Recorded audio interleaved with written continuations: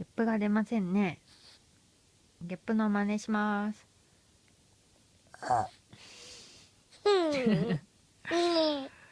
ゲップ出ないですか？じゃあママがゲップの真似します。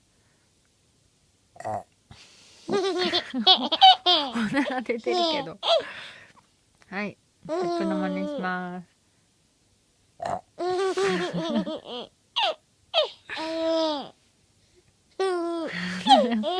笑ってんの？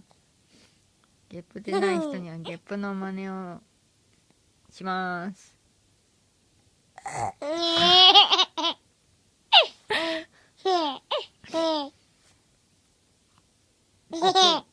何もしてないけど。ごくごくごくごくごくごく。ごくごくごくごくごくごくごくごくした後はゲップしてください。はい。は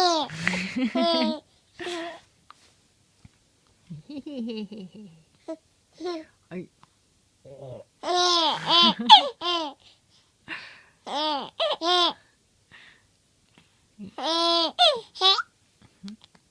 い、おしまい。